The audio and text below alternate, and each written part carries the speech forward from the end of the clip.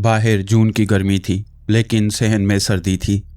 उसने गर्दन घुमाई, चारों तरफ देखा। सहन में लगा हुआ नीम का दरख्त खामोश था, एक पत्ती भी नहीं हिल रही थी।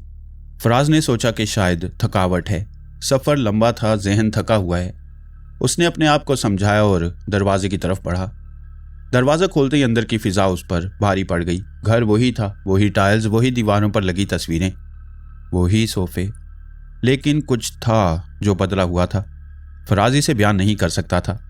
ऐसा लगता था जैसे दीवारें अंदर की तरफ झुकी हुई हों, जैसे छत थोड़ी नीचे आ गई है। लाउंज में बैठा तो सोफे की पुश्त उसे किसी और के जिस्म की गरमाइश देती महसूस हुई, जैसे अभी कोई यहाँ से उठा हो। मरियम ऊपर से नीचे आई। उसने सादा सा दुपट्टा सर पर रखा हुआ था, आंखें थकी हुई थीं। खाना रखा है, खा लो। फराज ने कहा, भूख नहीं है। मरियम ने उसे देखा, फिर बगैर कुछ कहे वापस मुड़ गई। फराज को गुस्सा आया, लेकिन किस बात का गुस्सा, ये वो खुद नहीं जानता था। ये गुस्सा पिछले कई महीनों से उसके अंदर बैठा था। दुबई में बिजनेस गिर रहा था, पार्टनर ने धोखा दिया था, पैसे डूब रहे थे, और फराज हर वक्त एक ऐसी आग में जलता रहता था जो बाहर नहीं निकलती थी।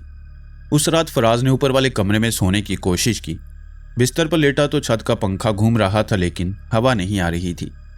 उसे लगा जैसे कमरे में कोई तीसरा सांस ले रहा है। उसने उठकर लाइट जलाई। कमरे में कोई नहीं था। वॉशरूम का दरवाज़ा बंद था।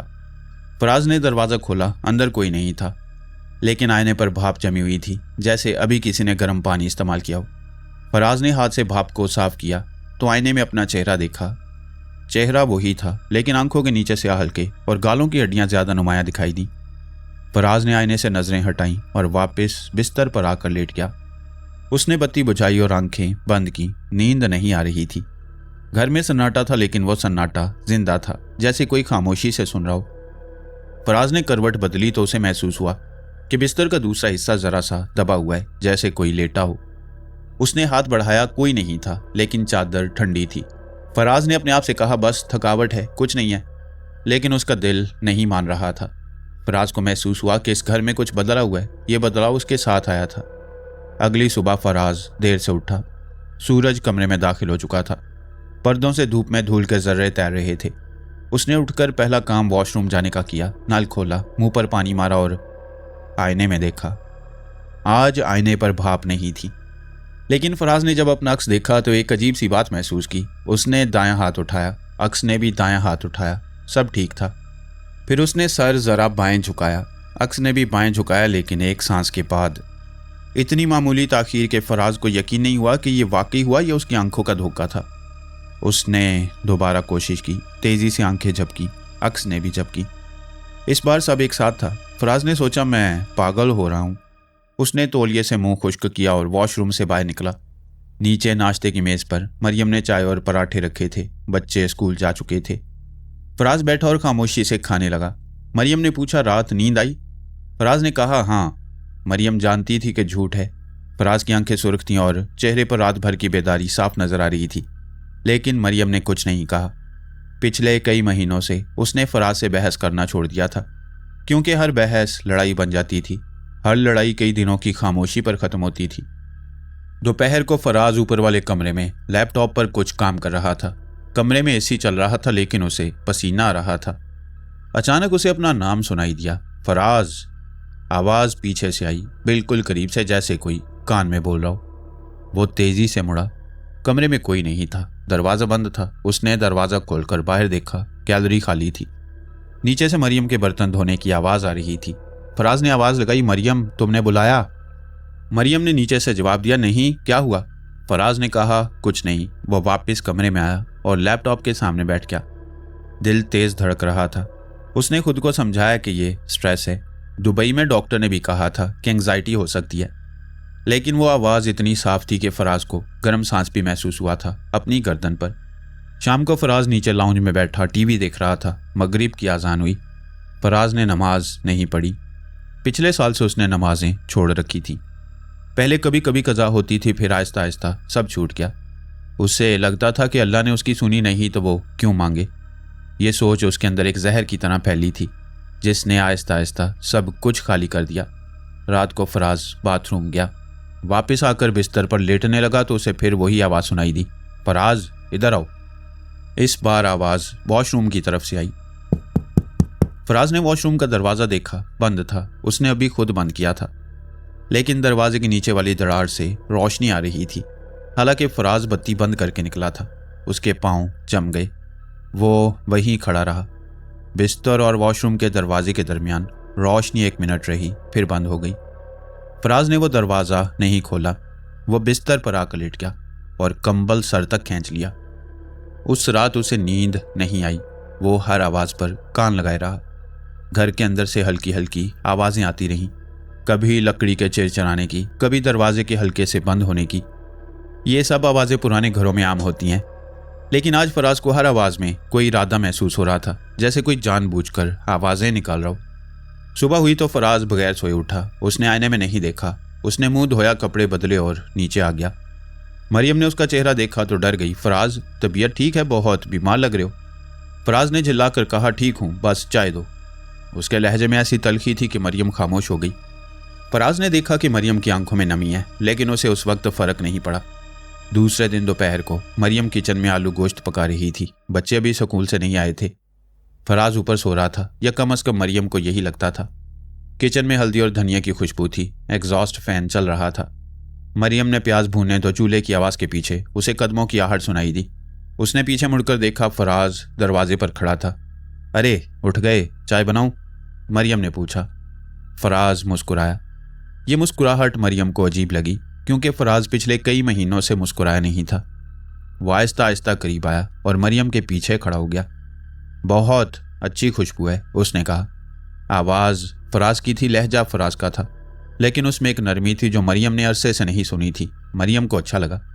उसने सोचा, शायद आज फराज का मूड ठीक है। मरियम, मुझे माफ़ करो, मैं बहुत बुरा बंदा हूँ, फराज ने कहा और उसके कंधे पर हाथ रखा। मरियम ने मुड़कर उसकी तरफ देखा। फराज का चेहरा बिल्कुल आम था, लेकिन मरियम को अचानक एक हल्की सी बदबू आई।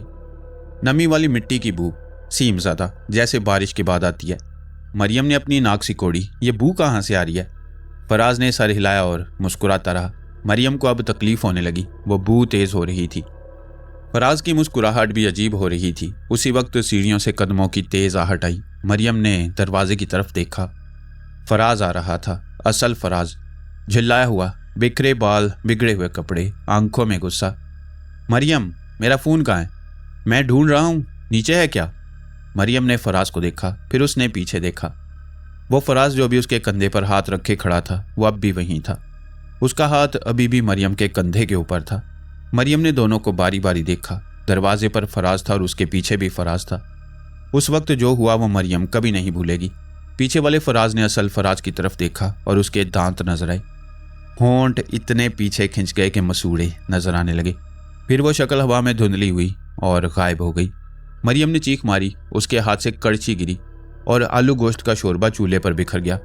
फराज दौड़ कर आया। क्या हुआ, क्या हुआ? मरियम कांप रही थी। उसने फराज का बाजू पकड़ा और जोर से दबाया। गर्म था, असली था। फराज, तुम अभी यहाँ खड़े थे, मेरे पीछे बातें कर रहे थे। फराज ने उसे घूरा। क्या बकवास है, मैं ऊपर सो रहा था, तुम थे यहाँ। तुमने मेरे कंधे पर हाथ रखा, तुमने कहा मुझे माफ़ करो। मरियम की आवाज़ तेज़ हो रही थी। फराज ने उसके हाथ को झटका और कहा, मरियम तुम पागल हो रही हो, मुझे सोने दो। वो मुड़कर जाने लगा। मरियम ने दीवार का सहारा लिया। किचन में वो बू अभी तक थी, मिट्टी की सीमज़दा बू। मरियम ने देखा कि फर्श पर जहाँ वह दूसरा फराज खड़ा था, वहाँ हल्के से गीले निशान थे, पाँव के निशान, नंगे पाँव के। लेकिन फराज ने तो चप्पल पहनी हुई थी। मरियम ने इन निशानों को गौर से देखा। वो आहिस्ता आहिस्ता खुश्क हो रहे थे। 3 मिनट में वो निशान मिट गए जैसे थे ही नहीं। मरियम ने चूल्हा बंद किया और किचन से निकल आई। उसने सोफे पर बैठकर सर हाथों में रखा और सोचने लगी कि आखिर ये क्या हो रहा है। उस रात के बाद से फराज की नींद ने उसे छोड़ दिया। पहले तो वो देर तक सोता था, लेकिन अब वो सो ही नहीं पाता था। आंखें बंद करता तो अंधेरे में शक्लें बनने लगती, पहले धुंधली, फिर आहिस्ता आहिस्ता साफ। एक ख्वाब में उसने देखा कि वो एक तय खाने में है। सीढ़ियाँ उतरता जा रहा है, लेकिन सीढ़ियाँ ख़त्म नहीं हो रही। दीवारें गीली हैं और उनसे काला पानी रिस रहा है। नीचे से एक सांप की सिसकार सुनाई दे रही है। फराज ने नीचे देखा तो सीढ़ियों के आखिर में लोहे की सलाखों वाला एक दरवाज़ा था, जिसके पीछे कोई खड़ा था। वह शक्ल फराज की अपनी थी। फराज चीख कर जागा। पूरा बदन पसीने में भीगा हुआ था। मरियम उसके साथ वाले बिस्तर पर नहीं थी। वो कई दिनों से बच्चों के कमरे में सोने लगी थी। फराज ने वक्त देखा, 3:30 बज रहे थे। उसने लाइट जलाई और कमरे में नज़र दौड़ाई। सब कुछ अपनी जगह था, लेकिन फराज को ऐसा लगा कि अलमारी का दरवाज़ा ज़रा सा खुला है। उसने याद किया सोने से पहले उसने बंद किया था। वो उठा और अलमारी के पास गया। दरवाज़ा खुला तो अंदर कपड़े टंगे थे, लेकिन एक कोने में नीचे वाले खाने में एक पुरानी शॉल रखी थी जो फराज ने पहले नहीं देखी थी। काला शॉल, मोटे कपड़े का, जिसे वही बू आ रही थी जो मरियम ने किचन में महसूस की। फराज ने शॉल उठाया तो उसके नीचे एक और चीज़ थी, एक पुराना तावीज़ चांदी की डिब्बिया में बंद, जिस पर स्याह धागा लिपटा था। फराज को यकीन था कि उसने ये यहाँ नहीं रखा। उसने तावीज़ को हाथ में लिया तो उंगलियों में एक सनसनाहट हुई, जैसे बिजली का हल्का सा झटका लगाओ। उसने फौरन तावीज़ वापस रख दिया, अलमारी बंद कर दी। अगली रात ख्वाब और खौफनाक था। फराज ने देखा कि वो अपने ही घर के सेन में खड़ा है, लेकिन घर बदला हुआ है। दीवारें ऊंची और उन पर सब्ज काई जमी हुई है। नीम का दरख्त बहुत बड़ा हो गया है। उसकी शाखें नीचे झुककर फराज को छू रही हैं और दरख्त पर कोई बैठा है, फराज का हमशक्ल। वो टांगे लटकाए बैठा है और फराज को देख रहा है। तूने दरवाज़ा खुद खोला था, उसने कहा। आवाज़ फराज की थी, लेकिन उसमें बाज़गश्त थी, जैसे कुएं से आ रही हो। फराज जागा तो महसूस हुआ कि उसके सीने पर वजन है, एक भारी गाढ़ा वजन, जैसे कोई उसके ऊपर बैठा हो। उसने आंखें खोली लेकिन हिल नहीं सका। पूरा जिस्म जकड़ा हुआ था। सांस आ रही थी लेकिन मुश्किल से। उसने आयतल कुर्सी पढ़नी चाहिए, लेकिन अल्फाज अधूरे रह गए। अगला हिस्सा याद नहीं आ रहा था। फराज को वो आयत जुबानी याद थी, बचपन से पढ़ता आया था, लेकिन अब अल्फाज जहन से गायब हो रहे थे, जैसे किसी ने मिटा दिए हों। वजन मजीद बढ़ा। फराज को लगा कि उसकी पसलियां टूट जाएंगी।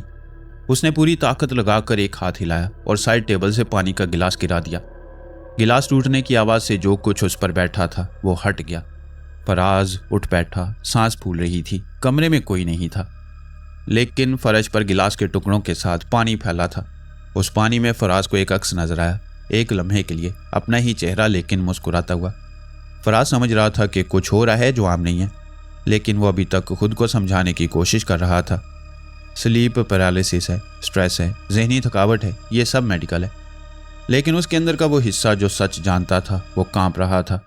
वो हिस्सा जानता था कि कोई है जो आ रहा है, जो आ चुका है और जो जाने का इरादा नहीं रखता।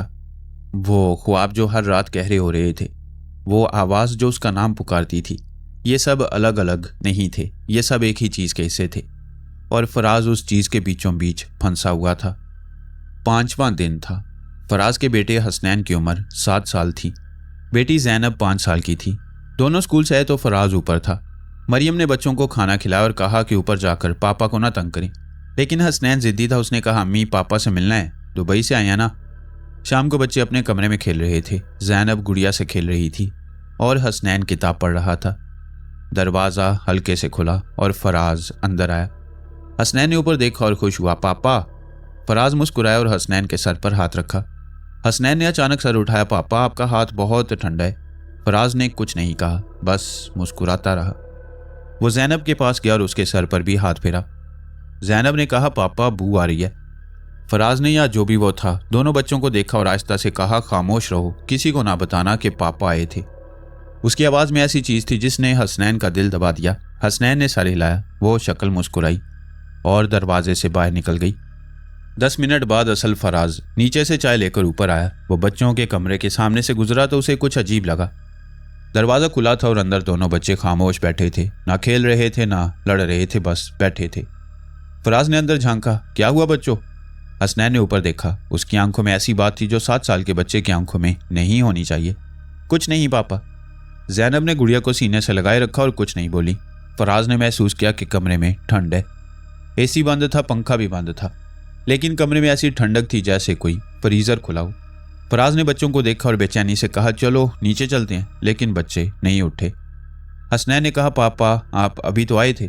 फराज ने कहा, नहीं बेटा, मैं नीचे था। हसनैन ने उसे देखा लेकिन कुछ नहीं बोला, वादा जो किया था। फराज बच्चों को नीचे ले गया और मरियम के हवाले किया। मरियम ने पूछा, क्या हुआ? फराज ने कहा, कुछ नहीं, लेकिन उसका दिल धड़क रहा था। उसे लग रहा था कि उसके घर में कोई और है जो उसकी शक्ल में घूम रहा है, उसके बच्चों से मिल रहा है, उसकी बीवी से बात कर रहा है, और वो कुछ नहीं कर पा रहा। उस रात फराज ने अलमारी खोली और वो तावीज़ निकाला, स्याह धागे वाली चांदी की डिब्बिया। उसने डिब्बिया खोलने की कोशिश की, लेकिन वो बहुत सख्त बंद थी। उसने चाकू से खोलने की कोशिश की तो चाकू की नोक टूट गई। फराज ने गुस्से में डिबिया जमीन पर फेंकी। डिबिया फर्श से टकराई लेकिन न खुली न टूटी। फराज ने इसे उठाया और गौर से देखा। डिबिया के पीछे कुछ लिखा हुआ था, अरबी या फारसी में। फराज समझ नहीं सका, लेकिन एक लफ्ज उसे पहचाना लगा, करीन। उसने सर्च किया, करीन, हमजाद, वो जिन जो इंसान के साथ पैदा होता है। फराज का हाथ कांपा। उसने फ़ोन रखा और कमरे में चारों तरफ देखा। कमरे का हर कोना अचानक मशकूक लगने लगा। अलमारी के पीछे, बिस्तर के नीचे, पर्दों की तहों में। फराज को अपना ही घर अजनबी लगने लगा। कोई और था जो इसे अपना बना रहा था। छठे दिन शाम को फराज छत पर गया। घर की छत पर एक पुराना पानी का टैंक था। एक तरफ कपड़े खुश्क करने की तारें लगी थी। मगरिब का वक्त था। आसमान नारंगी से जामनी हो रहा था। फराज सीमेंट की मुंडीर पर बैठा, सिगरेट सुलगाया। धुआं ऊपर उठा और हवा में बिखर गया। उसी वक्त फराज को अपने बाएं तरफ कुछ महसूस हुआ। उसने सर घुमाया। पानी के टैंक के साथ दीवार से पीछे पीठ लगाए एक आदमी खड़ा था। फराज का हम शक्ल, बिल्कुल वही कपड़े जो फराज ने पहने हुए थे, वही सिल्वर रंग की घड़ी बाईं कलाई पर, वही बाल, वही दाढ़ी के निशान, लेकिन आंखें मुख्तलिफ थीं, स्याह, पूरी तरह स्याह, ना सफ़ेदी ना पुतली, बस स्याही। वो आंखें झपक नहीं रही थीं। फराज का सिगरेट हाथ से गिरा। उसने उठने की कोशिश की लेकिन टांगें नहीं उठ रही थीं। वो शक्ल दीवार से अलग हुई, एक कदम आगे आई। उसके कदमों की आवाज़ नहीं थी, हालांकि छत पर सीमेंट था। तूने खुद को तोड़ दिया है, उसने कहा। आवाज़ फराज की थी लेकिन उसमें एक ऐसी गूंज थी, तेरे अंदर जगह खाली है, वो जगह मेरी है। फराज ने होंठ खोले लेकिन आवाज़ नहीं निकली। उसका हलक खुश्क था। वो शक्ल और करीब आई। अब दोनों के दरमियान बस 3 कदम का फासला था। तेरा गुस्सा, तेरी मायूसी, तेरी नफरत, ये सब मेरा दरवाज़ा है। तूने हर नमाज छोड़कर, हर शुक्र भुलाकर, हर रिश्ता जलाकर मुझे बुलाया है। अब मैं आ चुका हूँ और वापस नहीं जाऊँगा। फराज ने ज़ोर से कहा, तू कौन है? आवाज़ कांप रही थी। तू जानता है, वो शक्ल मुस्कुराई। वही दांतों वाली मुस्कुराहट जो मरियम ने देखी थी। मैं वो हूँ जो तेरे साथ हमेशा से है, तेरा हमजाद, तेरा साया। लेकिन अब साया असल बनना चाहता है। फराज ने मुंह फेरा और आंखें बंद की। जब खोली तो वो शक्ल वहीं थी और करीब आ गई थी। अब 1 कदम का फासला था। फराज को उसकी सांस महसूस हुई, ठंडी सांस, जैसे फ्रीज़र से हवाएं। वह बू, नमी वाली मिट्टी, पुरानी लकड़ी की बू। तेरे बच्चे मुझे ज़्यादा पसंद करते हैं, हमजाद ने कहा। मैं उनसे प्यार से बात करता हूँ, तू तो सिर्फ चिल्लाता है।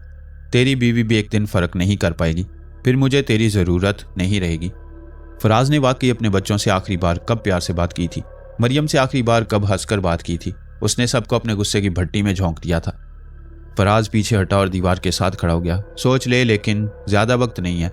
फिर वो दीवार में समा गया, जैसे दीवार ने उसे निगल लिया हो। फराज अकेला रह गया छत पर। सिगरेट फर्श पर बुझ चुका था। ईशा की अजान दूर से आ रही थी।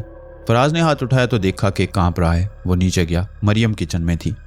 फराज उसके साथ खड़ा हुआ और बोलना चाहता था, लेकिन अल्फाज नहीं निकले। मरियम ने उसे देखा और कहा, क्या हुआ फराज, भूत देखा है क्या? फराज ने सर हिलाया, हाँ। मरियम का हाथ रुक गया।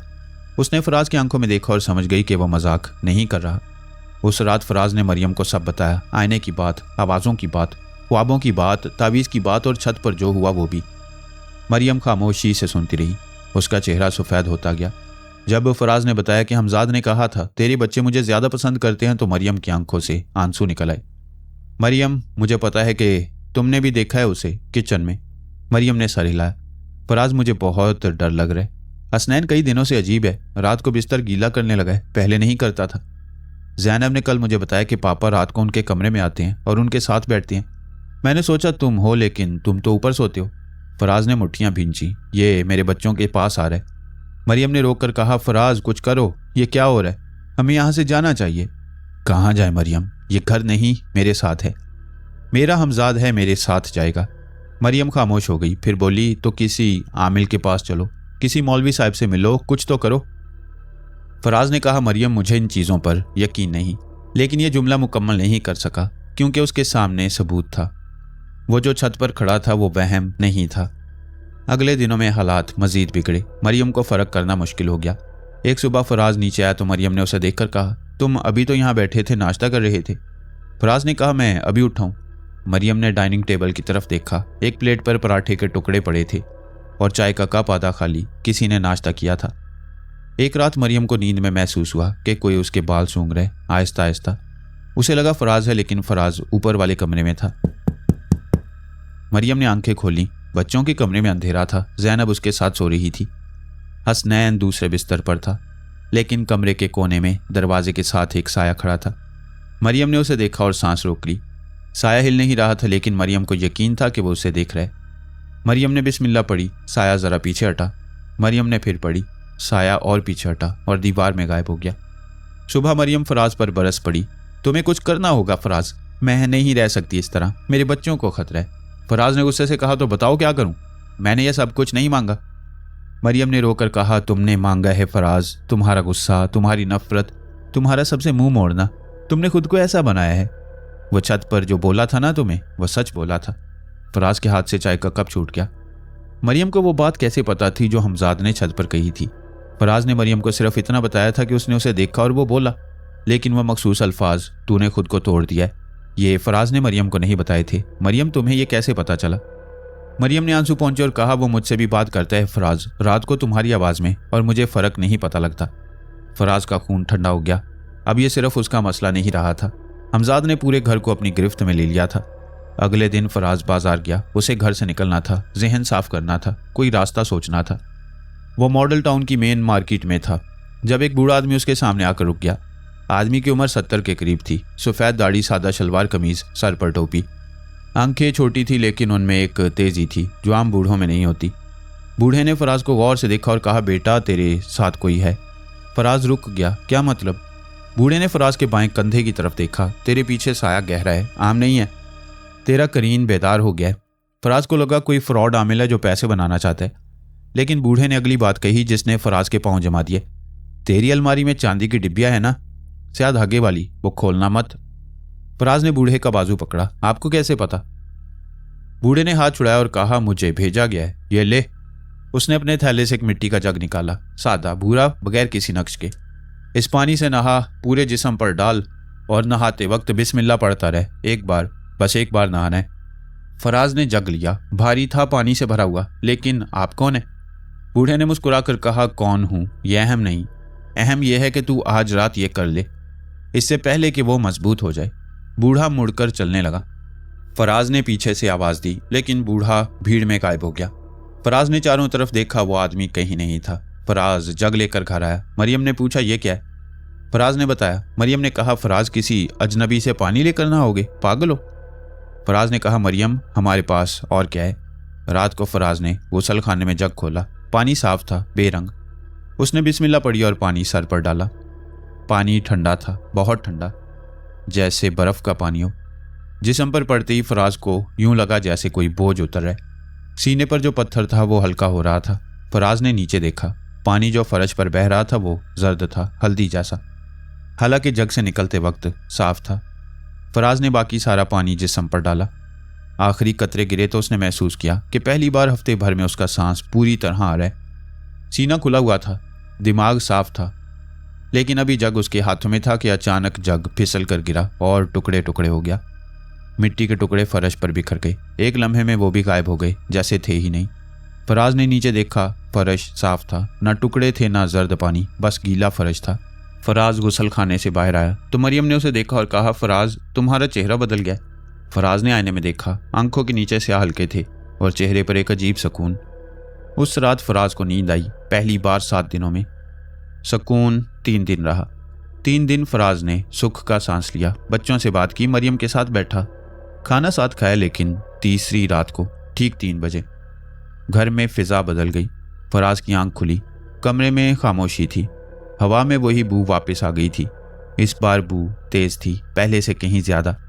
फराज ने उठकर दरवाजा खोला। गैलरी में अंधेरा था। नीचे से एक आवाज आ रही थी, मरियम की आवाज। छोड़ो मुझे। फराज का खून जम गया। वो तेजी से सीढ़ियां उतरा। नीचे लाउंज में अंधेरा था, लेकिन मरियम की आवाज बच्चों के कमरे से आ रही थी जो नीचे था। फराज ने दरवाजा खोला तो देखा कि बच्चे बिस्तरों पर सोए हुए हैं, लेकिन मरियम वहां नहीं। फराज ने पलट कर देखा। लाउंज के पार डाइनिंग रूम का दरवाज़ा ज़रा सा खुला था। उसमें से मरियम की दबी हुई आवाज़ आ रही थी। फराज दौड़ा। दरवाज़ा खोला तो मरियम टेबल के साथ खड़ी थी। उसके सामने फराज का हमजाद था। हमजाद ने मरियम की कलाई पकड़ी हुई थी और उसे दूसरे कमरे की तरफ ले जाने की कोशिश कर रहा था। मरियम की आंखों में खौफ था, उसका चेहरा सफ़ेद था और होंठ कांप रहे थे। हमजाद ने फराज को देखा और मुस्कुराया। तू आ गया, देख तेरी जगह मैं ले रहा हूँ, आहिस्ता आहिस्ता। फराज के अंदर गुस्से की एक लहर उठी। उसे हमजाद के अल्फाज याद आए, तेरा गुस्सा मेरा दरवाज़ा है, अगर वो अभी गुस्से में आया तो हमजाद और ताकतवर हो जाएगा। फराज ने गहरा सांस लिया। उसने बुलंद आवाज़ में कहा, अल्लाह अकबर। आवाज़ कमरे में गूंजी। हमजाद की मुस्कुराहट मिट गई। उसने मरियम की कलाई छोड़ी और एक कदम पीछे हटा। फराज ने फिर कहा, अल्लाह अकबर। इस बार आवाज़ में वो यकीन था जो खौफ से नहीं बल्कि ईमान से आता है। हमजाद और पीछे हटा। उसकी शक्ल लरज रही थी, जैसे पानी का अक्स हो जिसमें पत्थर मारा जाए। मरियम ने दौड़कर फराज का हाथ पकड़ा। फराज ने तीसरी बार कहा, अल्लाह अकबर, और इस बार हमजाद ने मुंह से एक आवाज़ निकाली जो चीख नहीं थी बल्कि एक घुटी हुई कराह थी। वो स्टोर रूम की स्याही में पीछे हटता गया और गायब हो गया। स्टोर रूम का दरवाज़ा ज़ोर से बंद हुआ। फराज और मरियम वहीं खड़े रहे, एक दूसरे का हाथ पकड़े। मरियम रो रही थी। फराज ने उसे अपने सीने से लगाया और कहा, मैं हूँ असली वाला, कहीं नहीं जाऊँगा। उस रात फराज ने नमाज पढ़ी, इशा की नमाज, साल भर बाद। वज़ू किया तो हाथों पर पानी ठंडा लगा, लेकिन अच्छा लगा। नमाज में खड़ा हुआ तो टांगें कांप रही थीं। सजदे में गया तो आंखों से आंसू निकले। उसने कुछ मांगा नहीं, बस सर टेका और रोता रहा। उसे बूढ़े की बात याद आई, उसे हमजाद की बात याद आई और उसे अपनी बात याद आई जो उसने खुद से कही थी साल भर पहले। अल्लाह ने मेरी नहीं सुनी। अब उसे समझ आया कि उसने खुद सुनना बंद कर दिया था। सुबह फराज ने फैसला किया कि उसे मदद चाहिए। मरियम ने अपनी फूफी जीनत आपा का नंबर दिया जो लाहौर में रहती थी, जिनका ताल्लुक एक बुजुर्ग ख़ानदान से था। जीनत आपा ने फ़ोन पर मरियम की बात सुनी और कहा, बच्ची मैं एक बंदे को भेजती हूँ, घबराओ मत। शाम को एक आदमी आया, उम्र 60 के करीब, लंबा कद, कमज़ोर जिस्म, लेकिन आंखों में वही तेज़ी जो बाजार वाले बूढ़े में थी। नाम कारी अब्दुल्ला था। वो ना आमिल था ना पीर, वो कुरान का हाफिज था। उसने 40 साल इस इल्म की खिदमत में गुजारे थे जो किताबों में नहीं मिलता बल्कि सीने से सीने मुंतकिल होता है। कारी अब्दुल्ला ने घर में दाखिल होते ही कहा, फ़िज़ा भारी है। उसने हर कमरे का चक्कर लगाया। बच्चों के कमरे में रुका, अलमारी वाले कमरे में रुका और स्टोर रूम के सामने रुक गया। ये दरवाज़ा कब से बंद है? फराज ने कहा, उस रात से जब कारी साहब ने हाथ उठाकर रुका। समझ गया। वह फराज के साथ ऊपर वाले कमरे में बैठे। फराज ने तावीज़ वाली डिब्बिया दिखाई। कारी साहब ने डिब्बिया हाथ में ली। एक लम्हे के लिए उनकी उंगलियां कांपी। ये बंदिश है, उन्होंने कहा, ये किसी ने बनाई है, तुम्हारे लिए नहीं बल्कि तुम्हारे खिलाफ। जब तक ये इस घर में कैद है तुम्हारा हमजाद आज़ाद है। लेकिन ये यहाँ आई कैसे? मैंने तो नहीं रखी। कारी साहब ने सर हिलाया। किसी ने तुम्हारे घर में रखी है, कोई जो तुम्हारा बुरा चाहता है। ये काम ऐसे ही नहीं होते बेटा, किसी ने तुम्हारे हमजाद को जगाया है और ये डिब्बिया उस बंदिश का मरकज़ है। फराज ने सोचा दुबई में पार्टनर उस्मान ने धोखा दिया था, लेकिन उस्मान सीधा सादा आदमी था, ऐसे काम करने वाला नहीं लगता था। फिर फराज को याद आया उस्मान का भाई तारिक, जो बलूचिस्तान से आया था और जिसके बारे में अजीब बातें मशहूर थीं। लोग कहते थे कि तारिक किसी सिलसिले से जुड़ा है, किसी ऐसे सिलसिले से जो नूर का नहीं बल्कि अंधेरे का है। कारी साहब ने कहा, किसने किया ये बाद में सोचना, पहले ये डिब्बिया ठिकाने लगानी है। हमजाद को इसकी हद में वापस करना है। आज रात का काम है, इशा के बाद शुरू करेंगे। कारी साहब ने मरियम से कहा कि बच्चों को लेकर ऊपर वाले कमरे में जाओ और दरवाज़ा बंद कर लो। आयतल कुर्सी पढ़ती रहो और कोई भी आवाज़ आई, कोई भी पुकारे, दरवाज़ा मत खोलना। अगर फराज की आवाज़ में भी कोई बुलाए तो मत खोलना जब तक मैं खुद ना आऊँ। मरियम ने सर हिलाया। उसका चेहरा पीला पड़ा था लेकिन आंखों में एक अज़म था। उसने बच्चों को उठाया और ऊपर ले गई। हसनैन ने पूछा, अम्मी क्या हो रहा है? मरियम ने कहा, बेटा बस एक रात की बात है, सब ठीक हो जाएगा। कारी साहब ने नीचे लाउंज में फराज को बिठाया। उन्होंने अपने थैले से एक पुराना मसहफ निकाला, एक शीशी जिसमें अर्के गुलाब था और एक सफ़ेद कपड़ा। उन्होंने तावीज़ वाली डिब्बिया सफ़ेद कपड़े में लपेटी और कमरे के बीच में रखी। फिर उन्होंने फराज से कहा, वज़ू करो और यहाँ मेरे सामने बैठो, जो कुछ भी हो अपनी जगह से मत हिलना। फराज ने वज़ू किया और आकर बैठ गया। कारी साहब ने कुरान पाक खोला और पढ़ना शुरू किया। सूरह बकरा की इब्तदाई आयात। आवाज़ धीमी थी लेकिन कमरे में गूंज रही थी। फराज ने महसूस किया कि हवा बदल रही है, ठंडक बढ़ रही है और स्टोर रूम के दरवाजे के पीछे से आवाज़ें आने लगीं, दस्तक की आवाज़ें। कारी साहब ने तलावत जारी रखी। घर के अंदर तब्दीलियां हो रही थीं। स्टोर रूम के दरवाजे पर दस्तक तेज़ हो गई, फिर बंद हुई, फिर शुरू हुई। फराज ने देखा कि लाउंज की लाइट झपकी, एक बार, दो बार, तीन बार, फिर बुझ गई। कमरे में अंधेरा छा गया। कारी साहब ने तलावत नहीं रोकी। अंधेरे में उनकी आवाज़ और वाज़े हो गई। फराज को अपने सामने कुछ नज़र नहीं आ रहा था, लेकिन उसे महसूस हो रहा था कि कमरे में कोई और है बाएं तरफ खिड़की के पास। वहां एक साया था जो अंधेरे से भी ज्यादा गहरा था। कारी साहब ने आयतल कुर्सी शुरू की। जैसे ही आयत शुरू हुई, कमरे में एक झटका आया। फराज को लगा जैसे जमीन हिली। सफेद कपड़े में लिपटी डिबिया फर्श पर कांपने लगी। खिड़की के शीशे पर दराड़ आई, एक सिरे से दूसरे सिरे तक, लेकिन शीशा टूटा नहीं। उस वक्त स्टोर रूम का दरवाजा खुला, आहिस्ता से, खुद से, और अंदर से वो निकला, फराज का हमजाद। लेकिन इस बार वो फराज जैसा नहीं था। उसकी शक्ल बिगड़ी हुई थी। चेहरा लंबा हो गया था, आंखें मुकम्मल स्याह थी और जिस्म झुका हुआ था, जैसे कमर में हड्डी ना हो। वो कारी साहब की तरफ बढ़ा। कारी साहब ने आंखें नहीं खोली, उनकी तलावत जारी रही। हमजाद उनके करीब आया और उसने मुंह खोला। उसके मुंह से एक ऐसी आवाज़ निकली जो इंसानी नहीं थी। फराज के कान बजने लगे।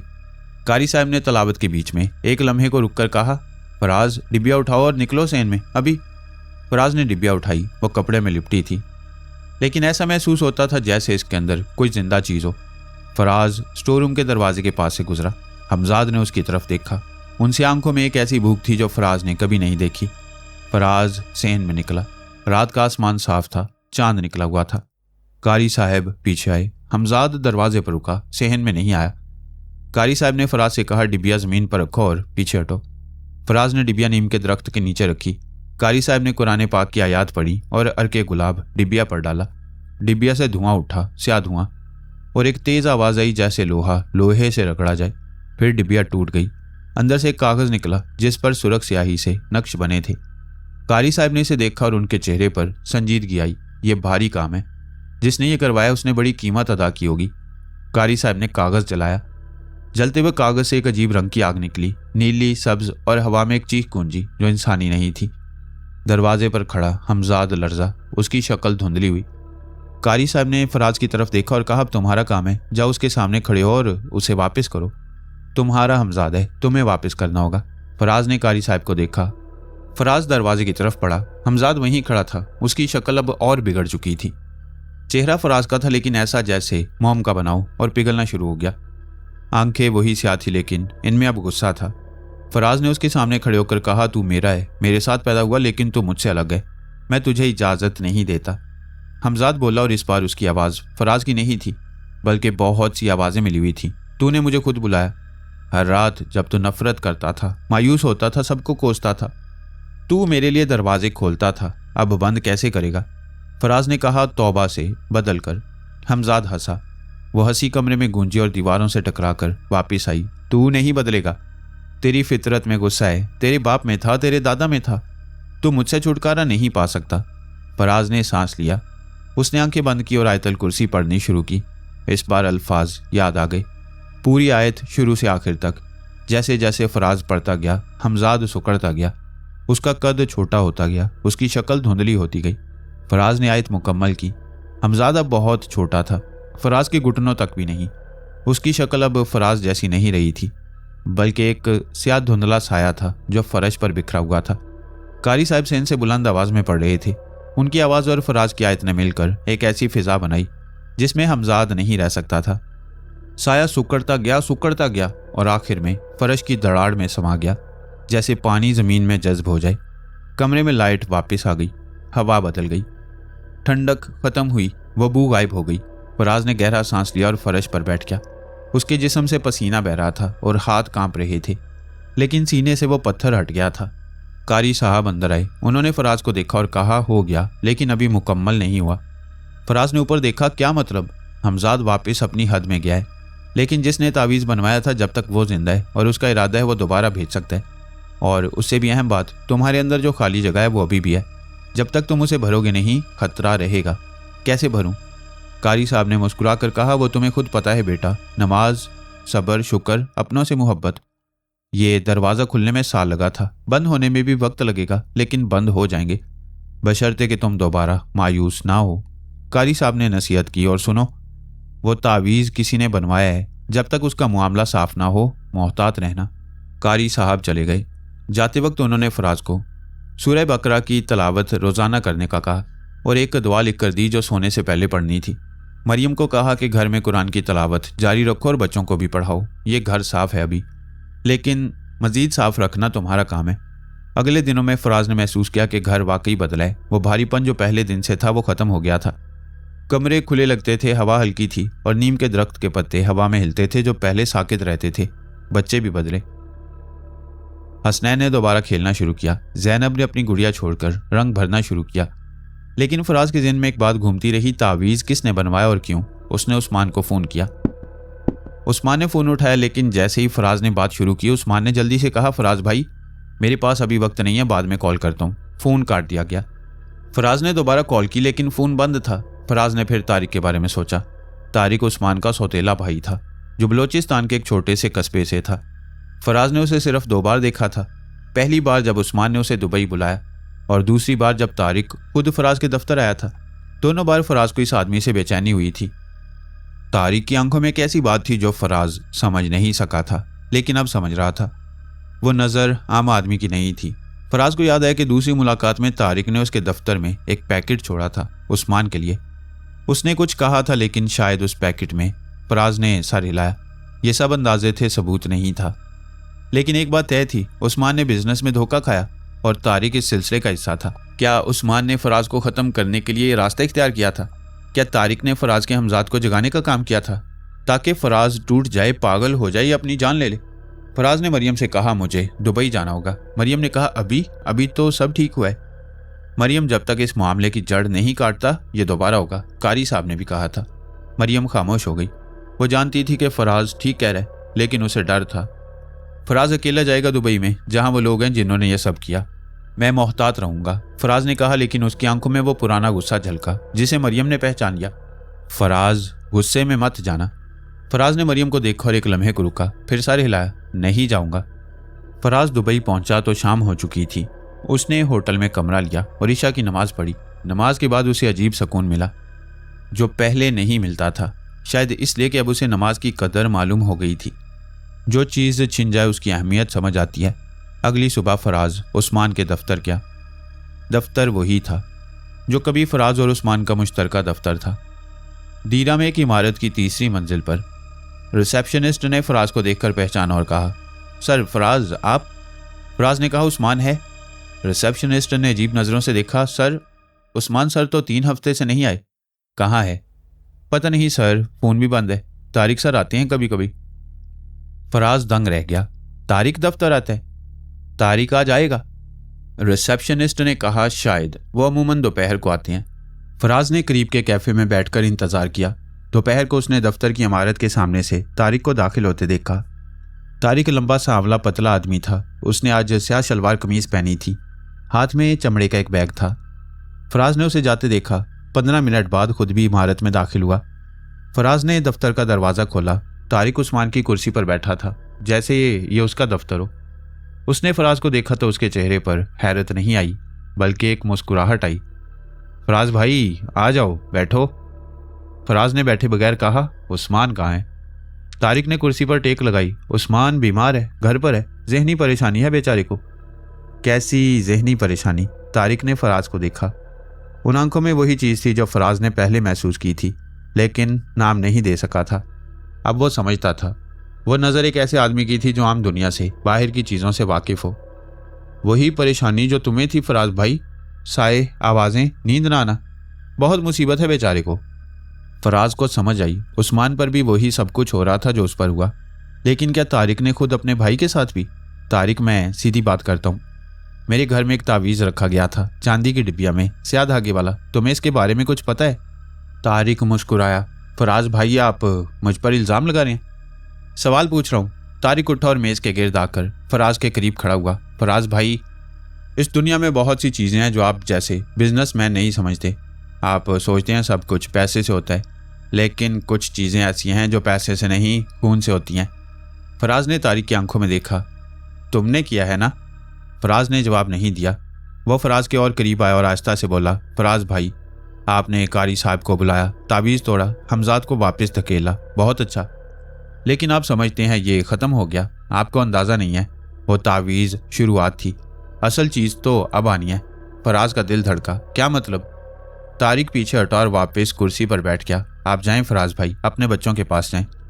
जितना वक्त मिले उनके साथ गुजारें। ये अल्फाज धमकी नहीं थे, बल्कि उनसे भी बुरी चीज़ थे। यकीन था, तारिक को पूरे यकीन था कि फराज कुछ नहीं कर सकता।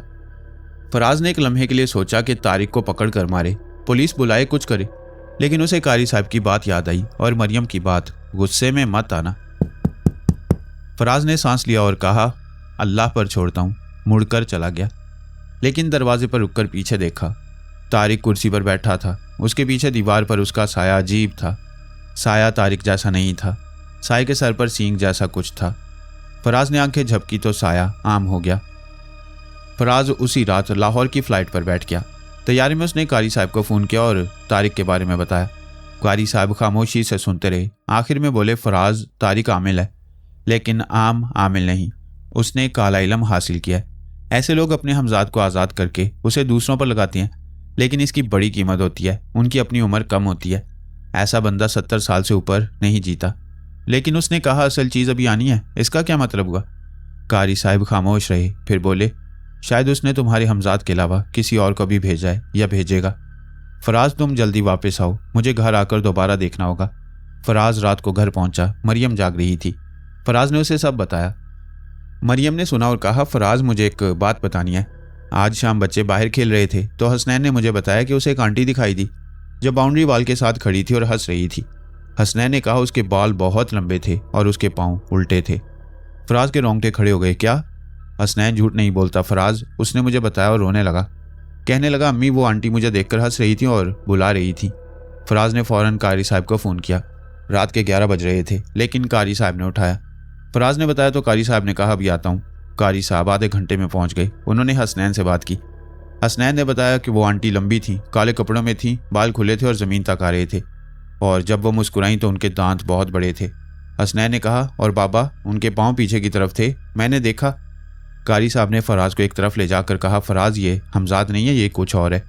तारिक ने जो कहा था कि असल चीज़ अभी आनी है, शायद ये वो है। उसने चुड़ैल भेजी है या किसी को भेजा है जो चुड़ैल की शक्ल में आता है।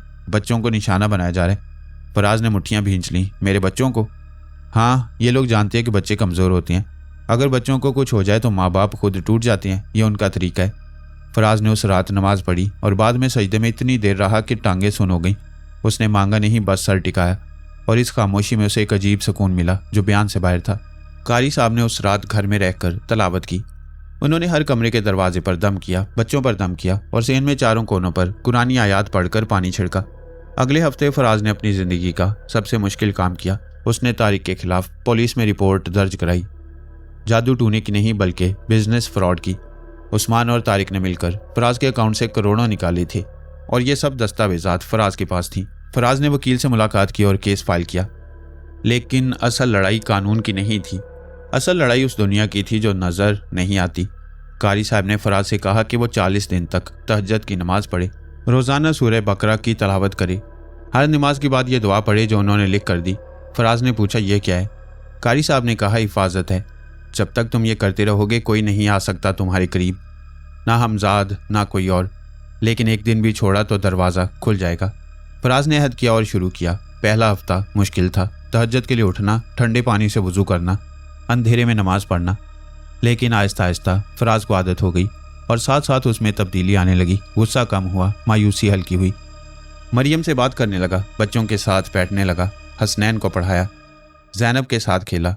मरियम ने एक दिन कहा, फराज, तुम बदल रहे हो। फराज ने कहा, बदलना था मरियम, बहुत देर कर दी मैंने। 40 दिन के अमल का 22वां दिन था जब रात को फराज को तहज्जुद में एक अजीब तजुर्बा हुआ। वो सजदे में था जब उसे महसूस हुआ कि कमरे में रोशनी बढ़ी है। उसने सर उठाया तो देखा कि कमरे में एक हल्की सी सब्ज रोशनी है जो किसी तरफ से नहीं आ रही बल्कि हर तरफ है। फराज को खौफ महसूस नहीं हुआ, सुकून हुआ। रोशनी चंद लम्हे रही और गायब हो गई। अगले दिन कारी साहब आए मामूल की देखभाल के लिए। फराज ने उन्हें बताया। कारी साहब ने मुस्कुरा कर कहा, यह अच्छी अलामत है, तुम्हारी हिफाजत हो रही है, जारी रखो। 29वें दिन फराज को दुबई से खबर मिली। उस्मान ने खुद फ़ोन किया। आवाज़ कमज़ोर थी, टूटी हुई। फराज भाई, मुझे मुआफ़ कर दो, तारिक ने मुझसे सब करवाया, पैसे वाला मामला भी और वो तावीज़ वाला भी। तारिक ने कहा था तुम्हें ख़त्म कर देगा तो बिजनेस हमारा हो जाएगा। मुझे नहीं पता था ये सब ऐसा होगा। अब तारिक ने मुझ पर भी। उस्मान की आवाज़ रुकी। फराज भाई, मुझे भी नज़र आता है वो, हर वक्त नींद नहीं आती, मुझे मदद चाहिए। फराज को एक लम्हे गुस्सा महसूस हुआ। उस्मान ने उसके साथ, उसके ख़ानदान के साथ ये सब कुछ करवाया। लेकिन फिर फराज ने वो गुस्सा जाने दिया। उसने कहा, उस्मान, कारी साहब का नंबर देता हूँ, उनसे रब्ता करो और तारिक से दूर रहो। 40वां दिन आया। फराज ने तहज्जुद पढ़ी, फजर पढ़ी और सूरह बकरा मुकम्मल की। उस दिन फराज को एक अजीब सुकून था, जैसे एक लंबी बीमारी के बाद पहली बार सेहत हो। शाम को कारी साहब आए। उन्होंने फराज को देखा और कहा, मुबारक हो बेटा, चेहरे पर नूर है। फराज ने कहा, कारी साहब, तारिक का क्या होगा? वो अभी भी वहाँ है, वो किसी और के साथ भी ऐसा कर सकते हैं। कारी साहब ने संजीदगी से कहा, फराज, ऐसे लोगों का अंजाम अल्लाह के हाथ में है। जो आदमी काला इल्म इस्तेमाल करता है वो दुनिया में भी कीमत अदा करता है। तारिक की उम्र लंबी नहीं होगी, उसका अपना हमजाद उसे खा जाएगा। यह ऐसा सौदा है जो हमेशा सौदे वाले के खिलाफ जाता है। उसी हफ्ते फराज को दुबई से खबर आई कि तारिक अस्पताल में है। अचानक बेहोश होकर गिरा था। डॉक्टरों को कोई वजह समझ नहीं आ रही। दिमाग ठीक था, दिल ठीक था, लेकिन तारिक होश में नहीं आ रहा था। 3 दिन बाद तारिक की मौत हो गई। मौत की वजह नामालूम लिखी गई। फराज ने जब यह सुना तो खामोश रहा। उसे ना खुशी हुई ना गम। उसने एक सांस लिया और कहा, इन्ना लिल्लाहि व इन्ना इलैहि राजिऊन। उस्मान ने कारी साहब से मदद ली और आहिस्ता आहिस्ता ठीक होने लगा।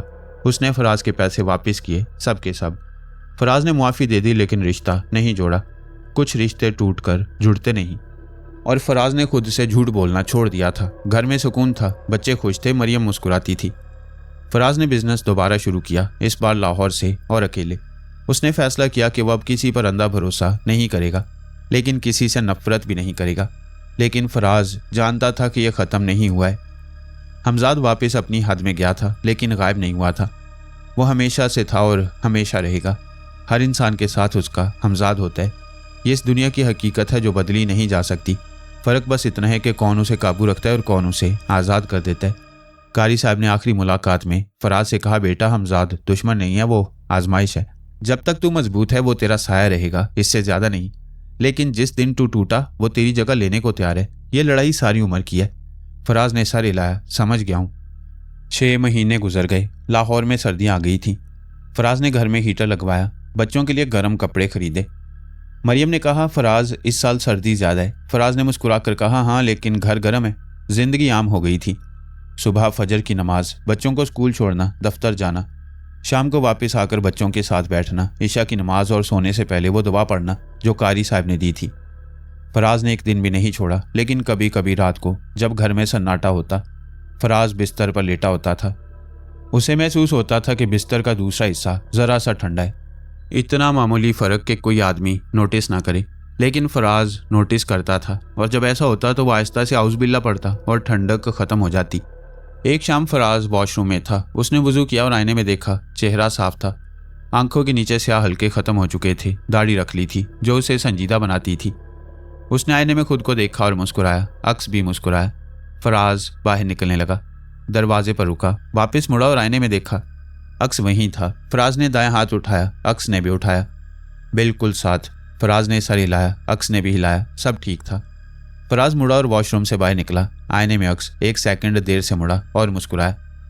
फराज को मालूम नहीं हुआ, वह नमाज पढ़ने चला गया। लेकिन आईने में उस 1 सेकंड में उस अक्स की आंखें ज़रा सी गहरी थीं, मुस्कुराहट ज़रा सी ज़्यादा चौड़ी थी। इतना मामूली फ़र्क कि शायद कोई नोटिस ना करे, शायद। क्योंकि कुछ दरवाजे बंद नहीं होते, कुछ दरवाजे इंसान के अंदर होते हैं और वो सिर्फ ढकते हैं, बंद नहीं होते। हमजाद वहीं है, हमेशा से है, हमेशा रहेगा। सवाल बस इतना है कि दरवाजे के उस तरफ कौन खड़ा है, इस तरफ कौन। फराज ने अपनी जंग जीत ली थी, लेकिन जंग ख़त्म नहीं हुई थी। जंग कभी ख़त्म नहीं होती। यह हर सांस के साथ लड़ी जाती है, हर नमाज के साथ, हर उस लम्हे के साथ जब इंसान को चुनना होता है कि वो ज़िंदगी की तरफ जाए या अंधेरे की तरफ। और आईने में खामोशी से, सब्र से, बगैर जल्दी के साया इंतज़ार करता रहता है। चैनल को सब्सक्राइब कीजिए और वीडियो को लाइक कीजिए। शुक्रिया।